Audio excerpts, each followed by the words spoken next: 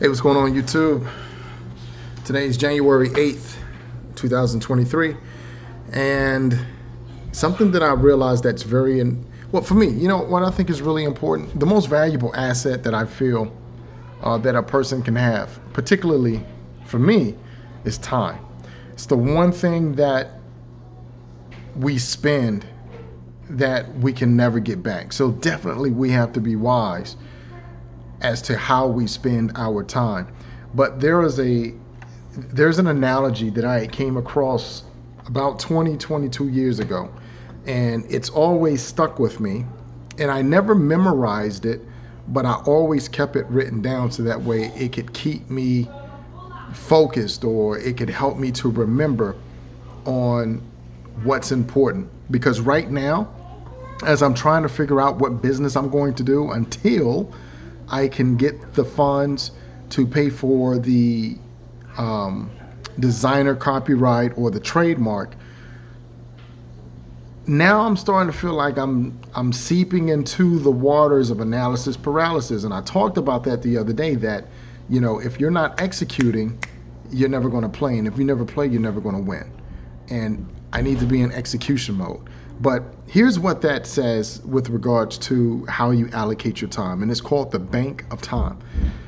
So I'm going to read this off my computer, but it says that if you had a bank that credited your account each morning with $86,400, but carried over no balances from day to day and allowed you to keep no cash in your account, and every evening canceled whatever part of the amount you had failed to use during that day, what would you do?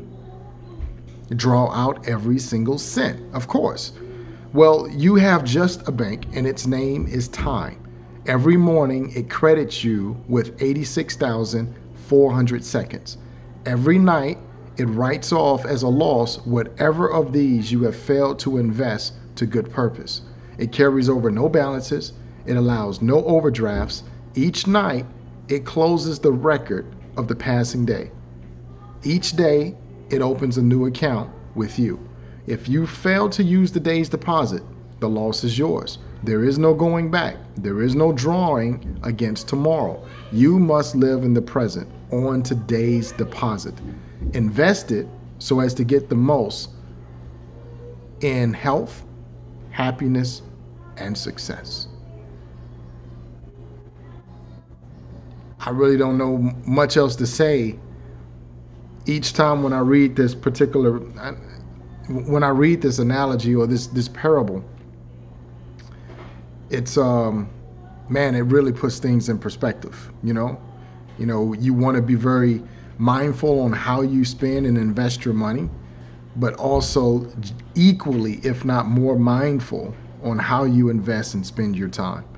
So that's the inspiration that I want to leave you with today. Is time management is just as important as financial management. So I'll see you guys tomorrow for day 9. Hopefully I'll have a solution with regards to my execution. And until then, keep the mind tuned to a positive frequency.